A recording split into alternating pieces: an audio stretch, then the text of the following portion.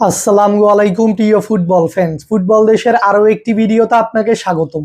গত 19শে জুলাই যুক্তরাষ্ট্রের মাটিতে পর্দা নেমেছে ফিফা বিশ্বকাপের 23তম আসরের।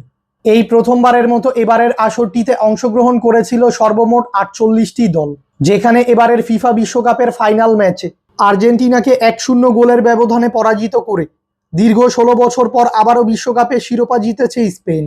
মূলত 2026 ফিফা বিশ্বকাপ শেষে এবার ফুটবলের নতুন র্যাঙ্কিং প্রকাশ করেছে ফুটবলের সর্বোচ্চ নিয়ন্ত্রক সংস্থা ফিফা। চলুন এক নজরে দেখে নেই নতুন প্রকাশিত হওয়া ফিফা র্যাঙ্কিংয়ের শীর্ষ 10টি দল কারা। মূল ভিডিওটি শুরু করার আগে আমাদের চ্যানেলে প্রথমবার এসে থাকলে চ্যানেলটি সাবস্ক্রাইব করে আমাদের সাথেই থাকবেন। 1754 পয়েন্টস নিয়ে ফিফা র্যাঙ্কিংয়ের 10ম অবস্থানে রয়েছে মেক্সিকো। পূর্বের র্যাঙ্কিং থেকে 4 ধাপ এগিয়েছে তারা।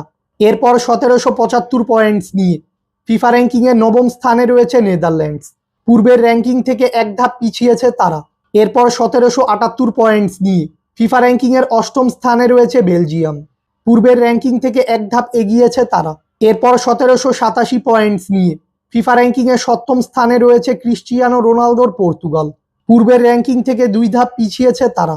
এরপর 1803 পয়েন্টস নিয়ে ফিফা র্যাঙ্কিংয়ের 6ষ্ঠ অবস্থানে রয়েছে মরক্কো। পূর্বের র্যাঙ্কিং থেকে 1 ধাপ এগিয়েছে তারা। এরপর 1804 পয়েন্টস নিয়ে ফিফা র্যাঙ্কিংয়ের 5ম অবস্থানে রয়েছে 5 বারের বিশ্ব চ্যাম্পিয়ন ব্রাজিল। পূর্বের র্যাঙ্কিং থেকে 1 ধাপ এগিয়েছে তারা।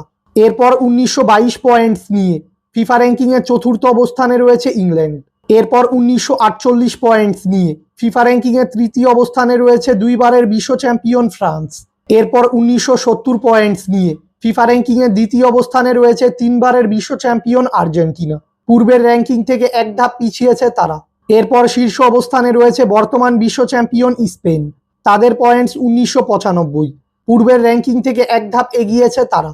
এবং 902 পয়েন্টস নিয়ে ফিফা র্যাঙ্কিংয়ের 181 নম্বর স্থানে রয়েছে লাল সবুজের বাংলাদেশ।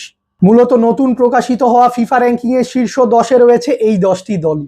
ফুটবলের সকল নিউজ এবং আপডেটস পেতে আমাদের চ্যানেলটি সাবস্ক্রাইব করবেন এবং আমাদের সাথেই থাকবেন। ধন্যবাদ।